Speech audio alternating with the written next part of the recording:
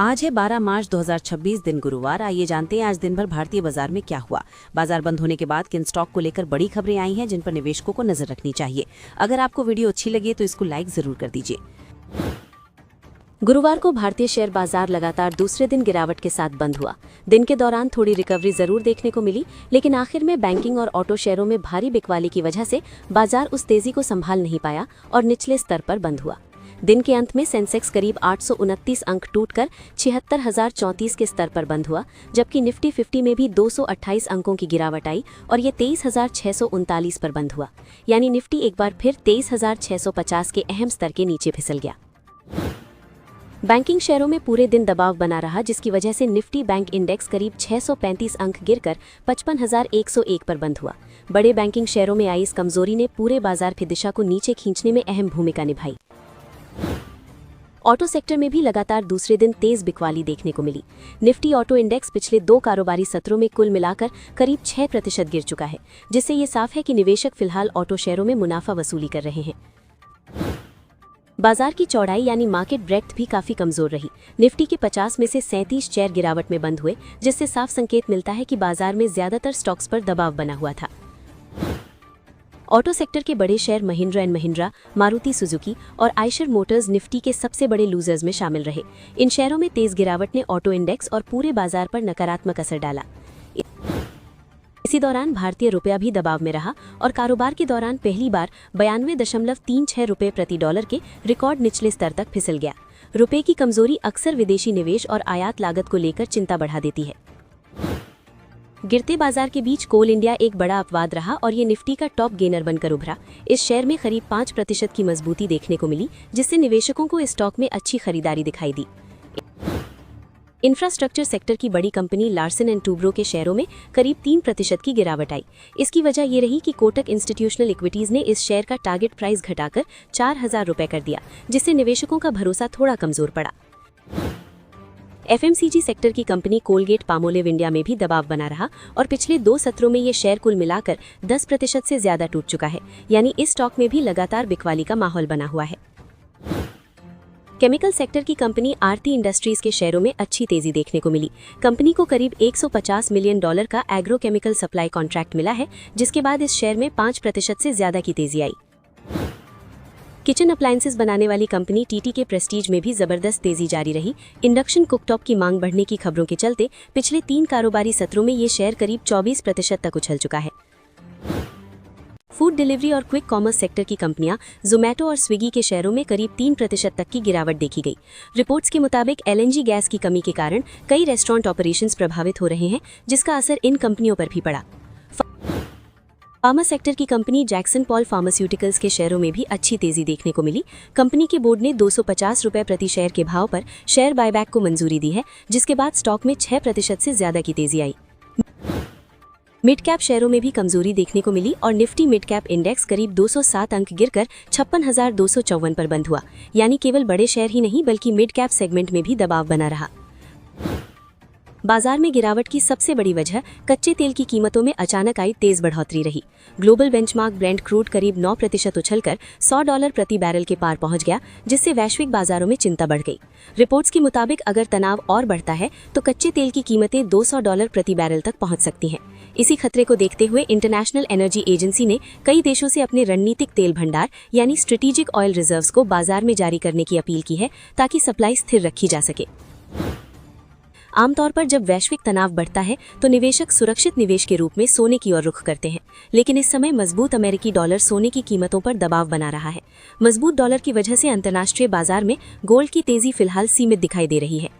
विशेषज्ञों का मानना है कि ईरान से जुड़ा ये संघर्ष वैश्विक तेल बाजार के लिए 1970 के दशक के बाद सबसे बड़े तेल छटकों में से एक बन सकता है। जब तक अमेरिका, इजराइल और ईरान के बीच तनाव कम नहीं होता, तब तक तेल और कीमती धातुओं जैसे गोल्ड सिल्वर की कीमतों में उतार चढ़ाव बना रह सकता है। रिपोर्ट्स के मुताबिक ईरान से जुड़े विस्फोटक नौकाओं द्वारा 2 फ्यूल टैंकरों पर हमले की खबर सामने आई है।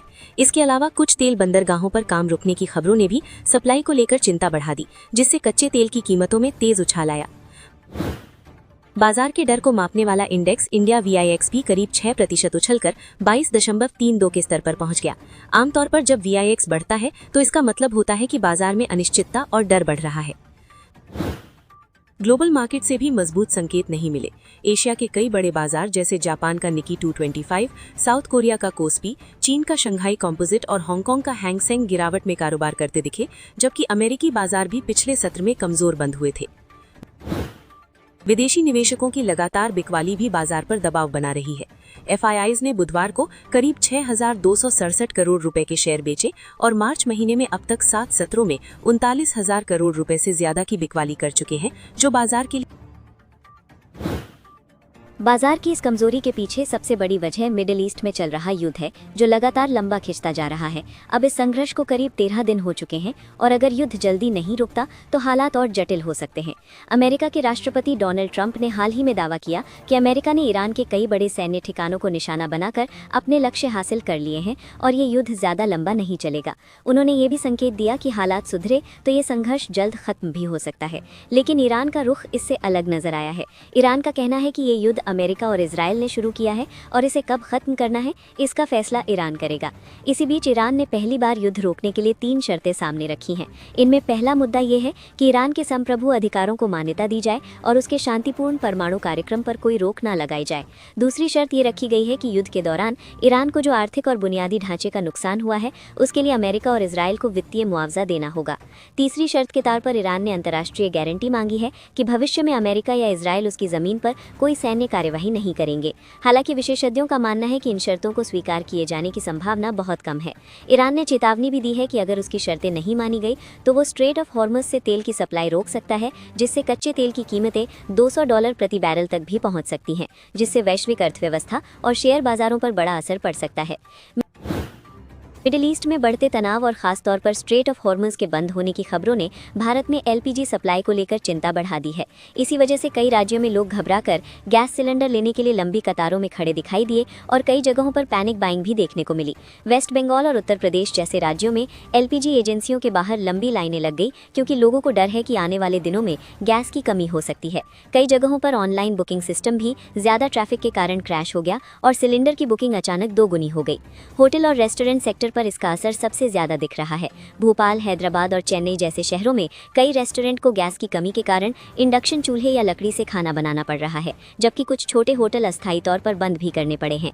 गैस सप्लाई को लेकर चिंता बढ़ने के बाद इलेक्ट्रिक कुकिंग उपकरणों की मांग अचानक बढ़ गई है। खासतौर पर इंडक्शन कुकटॉप्स की बिक्री तेजी से बढ़ी है और कई ऑनलाइन प्लेटफॉर्म्स पर इनकी डिमांड सामान्य दिनों के मुकाबले कई गुना ज्यादा देखी जा रही है। सरकार ने हालात को देखते हुए एसेंशियल कमोडिटीज एक्ट के तहत घरेलू गैस सप्लाई को प्राथमिकता देने का फैसला किया है। इसके तहत घरों, अस्पतालों और स्कूलों को पहले गैस दी जाएगी। साथ ही ब्लैक मार्केटिंग और जमाखोरी रोकने के लिए राज्यों को सख्त निगरानी के निर्देश दिए गए हैं।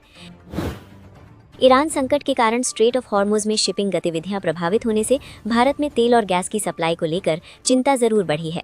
हालांकि सरकार का कहना है कि फिलहाल देश में ऊर्जा की सप्लाई पर्याप्त है और हालात को संभालने के लिए वैकल्पिक स्रोतों से आयात बढ़ाने जैसे कदम भी उठाए जा रहे हैं, ताकि सप्लाई चेन पर ज्यादा असर न पड़े। इसी बीच भारत सरकार कूटनीतिक स्तर पर भी लगातार सक्रिय बनी हुई है।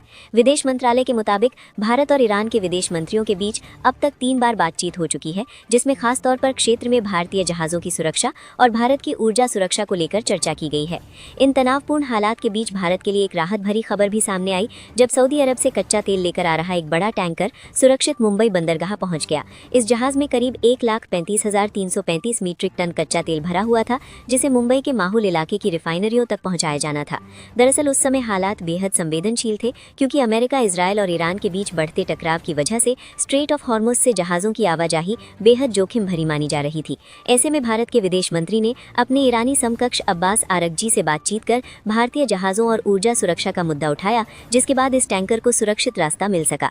वहीं कुछ रिपोर्ट्स में ये भी कहा गया कि ईरान ने भारतीय जहाजों को स्ट्रेट ऑफ हॉर्मुज से गुजरने की अनुमति दे दी है, लेकिन विदेश मंत्रालय ने साफ किया कि फिलहाल इस बारे में उनके पास कोई आधिकारिक पुष्टि नहीं है। साथ ही ईरान में मौजूद करीब 9,000 भारतीय नागरिकों के लिए एडवाइजरी जारी की गई है और उनकी सुरक्षा को लेकर लगातार निगरानी रखी जा रही है। अगली खबर, अमेरिका में डोनाल्ड ट्रंप प्रशासन ने भारत समेत 16 देशों के खिलाफ नया ट्रेड इन्वेस्टिगेशन शुरू करने का ऐलान किया है। इसका मकसद पहले लागू की गई रेसिप्रोकल टैरिफ नीति की जगह नई व्यवस्था लाना है, क्योंकि हाल ही में अमेरिकी सुप्रीम कोर्ट ने उस पुराने टैरिफ फैसले को गैरकानूनी बता दिया था। ये जांच अमेरिका के ट्रेड एक्ट 1974 के सेक्शन 301 के तहत की जाएगी। इस कानून के तहत अमेरिका ये जांच करता है कि किसी देश की व्यापार नीतियां अमेरिकी कंपनियों या कारोबार के लिए अनुचित तो नहीं है और जरूरत पड़ने पर जवाबी कदम भी उठा सकता है। इस जांच में भारत के अलावा China, Mexico, European union, Japan, south Korea, Vietnam, Taiwan, Singapore, Switzerland, Norway, Indonesia, Malaysia, Cambodia, Bangladesh और थाईलैंड जैसे कई बड़े ट्रेडिंग पार्टनर शामिल हैं। यानी ये कदम वैश्विक व्यापार पर बड़ा असर डाल सकता है। जांच पूरी होने के बाद अमेरिका जवाबी कदम के तौर पर नए टैरिफ, सेवाओं पर फीस या अन्य व्यापारिक प्रतिबंध लगा सकता है। ऐसे में अगर मामला आगे बढ़ता है तो भारत समेत कई देशों के साथ अमेरिका के व्यापार संबंधों पर इसका असर पड़ सकता है। अगली खबर, फरवरी में भारत की खुदरा महंगाई यानी कंज्यूमर प्राइस इंडेक्स के आधार पर मापी जाने वाली महंगाई बढ़कर 3.21% पर पहुंच गई है, जो जनवरी के संशोधित 2.74% से ज्यादा है। यह आंकड़ा बाजार के अनुमान 3.10% से भी थोड़ा ऊपर रहा, जिससे साफ है कि महंगाई में हल्की तेजी देखने को मिली है। महंगाई बढ़ने की सबसे बड़ी वजह खाने पीने की चीजों की कीमतों में आई बढ़ोतरी रही। फरवरी में फूड इन्फ्लेशन बढ़कर 3.47% पर पहुंच गया, जबकि जनवरी में ये करीब 2.13% था। यानी खाद्य वस्तुओं के महंगे होने का असर सीधे महंगाई के आंकड़ों पर दिखाई दिया। सरकार ने सीपीआई के डेटा में कुछ अहम बदलाव भी किए हैं। अब इस इंडेक्स का बेस ईयर 2012 की जगह 2024 कर दिया गया है और उपभोक्ता टोकरी में शामिल चीजों की संख्या 299 से बढ़ाकर 358 कर दी गई है, जिससे महंगाई का आंकलन अब ज्यादा अपडेटेड और मौजूदा खपत के पैटर्न के हिसाब से किया जा सकेगा। एनएसई से जुड़ी एक बड़ी खबर सामने आ रही है। रिपोर्ट्स के मुताबिक कंपनी अपने लंबे समय से इंतजार किए जा रहे आईपीओ के लिए करीब 5 लाख करोड़ रुपए से ज्यादा की वैल्यूएशन टारगेट कर रही है और इस इशू में लगभग 4 से 5% हिस्सेदारी ऑफर फॉर सेल के जरिए बेची जा सकती है। अगर ये प्लान सफल रहता है तो ये भारत के सबसे बड़े आईपीओ में से एक साबित हो सकता है। इंडियन ओवरसीज बैंक ने ग्राहकों को थोड़ी राहत देते हुए अपने 1 महीने के MCLR यानी marginal cost of funds based lending rate को 10 बेसिस पॉइंट घटाकर 8.20% कर दिया है। ये नई दर 15 मार्च 2026 से लागू होगी, जिसका असर शॉर्ट टर्म लोन की ब्याज दरों पर पड़ सकता है। गंधार ऑयल रिफाइनरी ने चेतावनी दी है कि कच्चे तेल की कीमतों में करीब 20% तक आई तेजी और विदेशी मुद्रा के उतार चढ़ाव से कंपनी के बिजनेस पर दबाव आ सकता है। कंपनी का यूएई में मौजूद प्लांट फिलहाल पर्याप्त इन्वेंट्री के साथ काम कर रहा है, लेकिन अगर वेस्ट एशिया का युद्ध लंबा चला तो कच्चे माल की सप्लाई प्रभावित हो सकती है और वहां के ऑपरेशंस पर असर पड़ सकता है। नेक्टर लाइफ साइंसेज ने अपनी सहायक कंपनी अवेंटस एक्सपोर्ट्स के साथ 100 करोड़ रुपए का लोन एग्रीमेंट किया है। ये लोन 10 साल की अवधि के लिए लगभग 12% ब्याज दर पर दिया जाएगा, जिसका इस्तेमाल कंपनी अपने कॉर्पोरेट जरूरतों और बिजनेस ऑपरेशंस को सपोर्ट करने के लिए करेगी।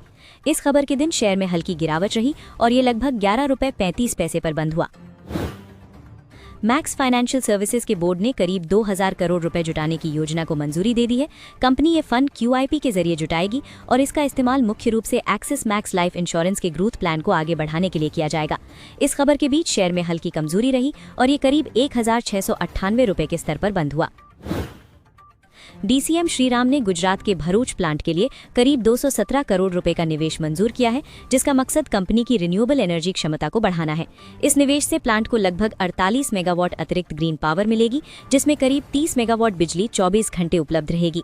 इस खबर के बाद शेयर में हल्की मजबूती आई और 12 मार्च को ये लगभग 1018 रुपए पर बंद हुआ। मनोरमा इंडस्ट्रीज ने अपने विस्तार और फंडिंग जरूरतों को पूरा करने के लिए करीब 500 करोड़ रुपए जुटाने की योजना बनाई है।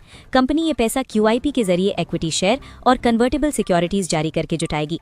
हालांकि इस खबर के दिन शेयर में हल्की कमजोरी रही और ये करीब 1328 रुपए के स्तर पर बंद हुआ। बालाजी अमाइंस की कुछ फैक्ट्रियां फिलहाल बंद करनी पड़ी हैं, क्योंकि वेस्ट एशिया में चल रहे युद्ध की वजह से अमोनिया की सप्लाई बाधित हो गई है। अमोनिया कंपनी के लिए एक अहम कच्चा माल है और सप्लायरों ने फोर्स मेजॉर क्लॉज लागू कर दिया है, जिसका मतलब है कि वे फिलहाल सप्लाई देने की स्थिति में नहीं है। इसके बावजूद शेयर में हल्की बढ़त देखने को मिली और ये करीब 1047 रुपए के आसपास बंद हुआ। जाइडस लाइफ साइंसेज ने डायबिटीज और किडनी से जुड़ी बीमारियों के मरीजों के लिए AI आधारित नई ग्लूकोज मॉनिटरिंग डिवाइस लॉन्च किए हैं। इन डिवाइस का नाम डाइसेंस और ग्लूको लाइव है, जो शरीर में शुगर लेवल को लगातार ट्रैक करते हैं और मोबाइल ऐप गुड फ्लिक के जरिए डॉक्टर या परिवार के लोगों को भी रियल टाइम जानकारी मिल सकती है। HCL टेक्नोलॉजीज ने गूगल क्लाउड के साथ अपनी साझेदारी को और मजबूत किया है ताकि कंपनियों में AI के इस्तेमाल को तेजी से बढ़ाया जा सके। इस सहयोग में गूगल के जेमिनाई AI मॉडल का इस्तेमाल किया जाएगा, जिससे कंपनियों की काम करने की क्षमता और ऑटोमेशन को बेहतर बनाने में मदद मिलेगी। सीगाइल इंडिया और सुशी इंफ्रा एंड माइनिंग के जॉइंट वेंचर को अरुणाचल प्रदेश में सड़क निर्माण के 4 बड़े प्रोजेक्ट मिले हैं। सड़क परिवहन और राजमार्ग मंत्रालय यानी मॉर्थ की तरफ से मिले इन प्रोजेक्ट्स की कुल कीमत करीब 2150 करोड़ रुपए है और इन्हें EPC मॉडल के तहत बनाया जाएगा। इंडिगो के शेयरों में करीब 4% तक की गिरावट देखी गई। ब्रोकरेज फर्म सिटी ने कंपनी का टारगेट प्राइस घटा दिया है क्योंकि वेस्ट एशिया में बढ़ते तनाव की वजह से अंतर्राष्ट्रीय उड़ानों, ईंधन की लागत और कमजोर होते रुपए का असर कंपनी की कमाई पर पड़ सकता है।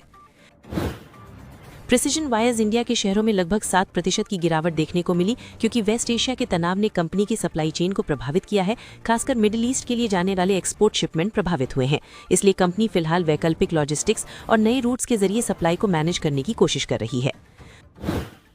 वरुण बेवरेजेस के शेयर अब 52 हफ्ते के निचले स्तर के आसपास पहुंच गए हैं और ये लिस्टिंग के बाद पहला साल है जब स्टॉक में सालाना आधार पर गिरावट देखने को मिली है। हालांकि दिलचस्प बात यह है कि कंपनी को कवर करने वाले ज्यादातर एनालिस्ट अब भी सकारात्मक हैं और करीब 29 में से 26 एनालिस्ट ने इस स्टॉक पर बाई की रेटिंग दी हुई है। रेमंड रियल्टी ने ठाणे में 10X डिस्ट्रिक्ट 9 नाम का एक नया रेजिडेंशियल प्रोजेक्ट लॉन्च किया है। कंपनी के मुताबिक इस प्रोजेक्ट से लगभग 2000 करोड़ रुपए तक की संभावित कमाई हो सकती है और इस खबर के बाद शेयर में हल्की तेजी भी देखने को मिली। इस वीडियो का निष्कर्ष देखें तो भारतीय शेयर बाजार में लगातार दूसरे दिन गिरावट की सबसे बड़ी वजह मिडिल ईस्ट में बढ़ता तनाव और कच्चे तेल की कीमतों में तेज उछाल रहा, जिससे बैंकिंग और ऑटो जैसे बड़े सेक्टरों में भारी बिकवाली देखने को मिली। विदेशी निवेशकों की लगातार बिकवाली, कमजोर रुपया और बढ़ता इंडिया विक्स भी ये संकेत दे रहे हैं कि फिलहाल बाजार में अनिश्चितता और डर का माहौल बना हुआ है। वैश्विक स्तर पर ईरान, अमेरिका, इजरायल के बीच बढ़ते टकराव की वजह से तेल की सप्लाई और वैश्विक अर्थव्यवस्था को लेकर चिंता बढ़ गई है, जिसका असर सीधे भारतीय बाजार और कई कंपनियों के बिजनेस पर दिखने लगा है। अगर ये तनाव लंबा खिंचता है तो तेल, गैस, लॉजिस्टिक्स और एविएशन जैसे सेक्टरों पर दबाव बढ़ सकता है। इसलिए बाजार में उतार चढ़ाव जारी रहने की संभावना बनी हुई है। ऐसे माहौल में निवेशकों के लिए सबसे जरूरी है कि जल्दबाजी में फैसले लेने से बचें और मजबूत फंडामेंटल वाले शेयरों पर ही फोकस रखें, क्योंकि अनिश्चितता के समय बाजार में बड़ी गिरावट के साथ अच्छे निवेश के मौके भी बनते हैं। इसलिए धैर्य के साथ स्ट्रैटेजी बनाकर निवेश करना ज्यादा समझदारी होगी। आज की वीडियो में इतना ही।